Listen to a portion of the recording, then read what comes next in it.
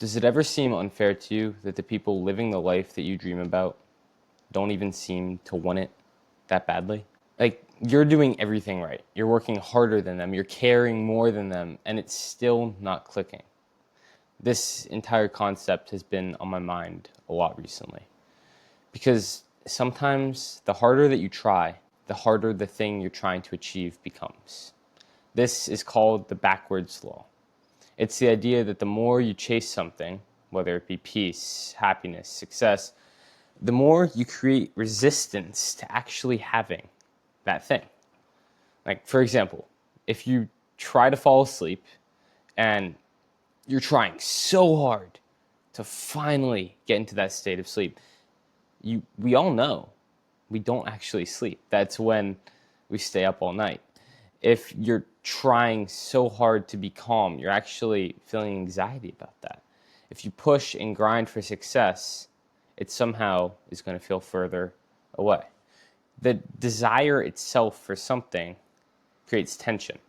And that tension is what keeps you stuck in the place that you are. This tension, it disconnects you from the present moment, and ironically, from the very state you're trying to reach. I'm learning that sometimes the answer isn't to push harder, it's to ease up. I don't ever want to quit, but maybe I need to let go of the grip that's strangling the joy out of what I'm doing. I need to strive less and trust more. Because, if I do trust in life, and I hate how true this is, if I completely trust myself, or if I trust in life, I won't feel the need to push so hard because I'll trust that the things that are meant to be will be. And this is probably one of the hardest things for me. Like the discernment of knowing when to go all in, knowing when to let it come to me. I read a book one time by Michael A. Singer. And in this book, what's it called? What's this book called? The Surrender Experiment. I read a book called The Surrender Experiment by Michael A. Singer. This was maybe a year and a half ago I read it. And in it, he completely surrendered to life. And life brought him everything he needed because he was looking for the opportunity. He was looking for it. And when he got it, that's when he would dive in. But I feel like, how do I know when it's an opportunity life gave me to dive into, or when am I pushing so hard that I'm ignoring those opportunities? This has been the hardest thing in my life. And what I've realized is so many people struggle with this same problem.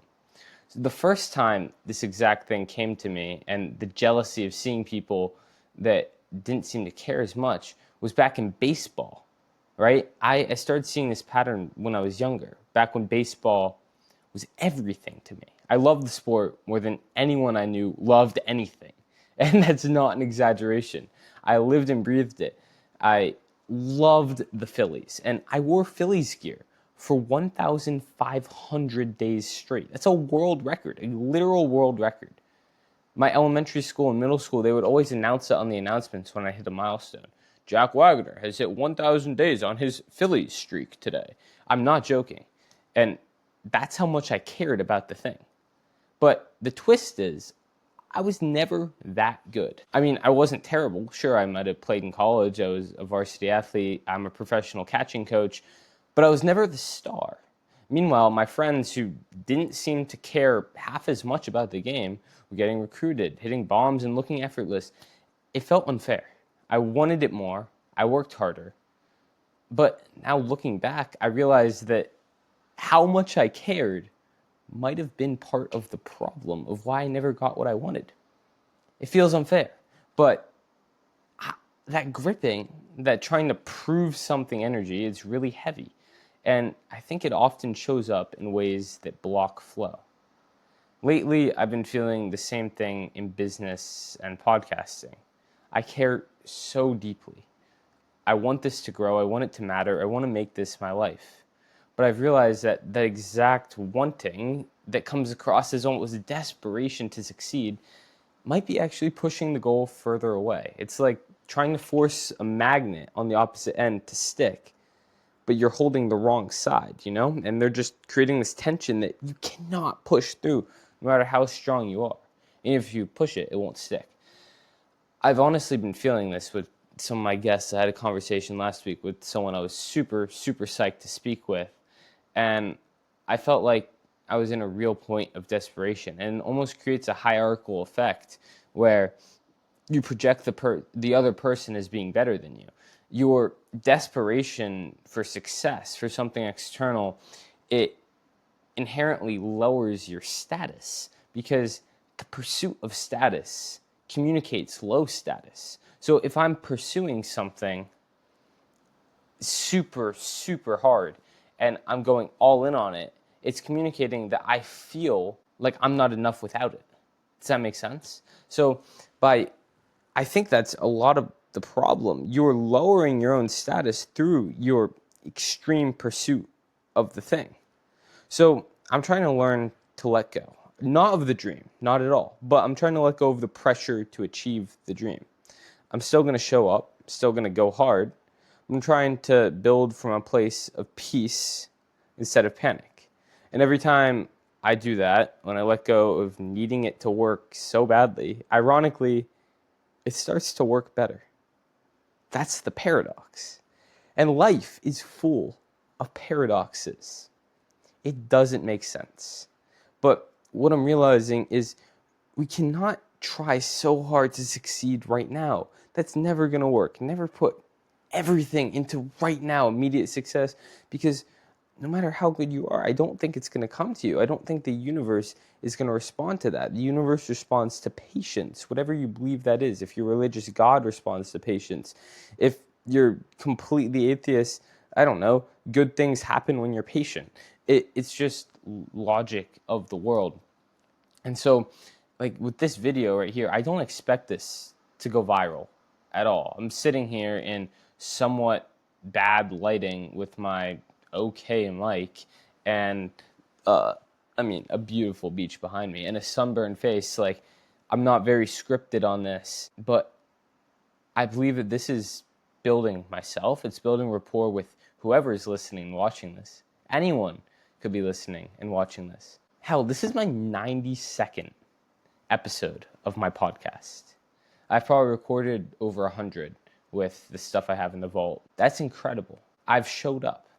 I learned this week that I have a top 2.5% podcast. And yet, through all of this, I've been pushing so hard, not recognizing any of my achievement because I want something so badly that I sacrifice everything else. Don't let that happen. Don't let that happen. Our lives are just strings of the present moment. We never live in any moment but the present. And yet we sacrifice, us ambitious people, we sacrifice so much of our present for the future, optimizing for a future that is not guaranteed. Yes, it's a gamble that you have to make some of the time. The marshmallow test, however accurate that was, there are questions about that now. Doesn't matter. When we push something, especially this moment, off into the future, we're making a gamble. At what point are you going to delay gratification enough? Your addiction becoming better to delay gratification. When are you going to be good enough to live now? Here's another paradox. You need to be good enough at some point because you're never going to reach perfect. And if you're always in pursuit of perfection, you're never actually going to live. You're going to end your life with all these things built up, with all this life you were putting off to live built up that you never lived. So at some point, you're going to have to say, okay, this is enough, and live it. But you can also live your life while pursuing something better. That's what I talk about with the duality of gratitude and ambition. You can be grateful for what you have right now and be present in the pursuit of something better because life is the journey. I'm saying all these cliches because I've been coming back to why they're the cliches. They are for a reason.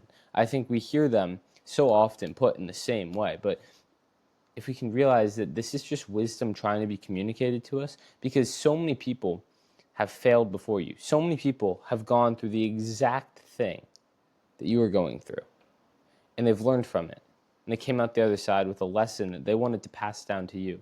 Yet so much wisdom seems like you can't actually communicate it unless you go through it. So how can we figure out how to communicate things in a way that we don't have to suffer in order to learn?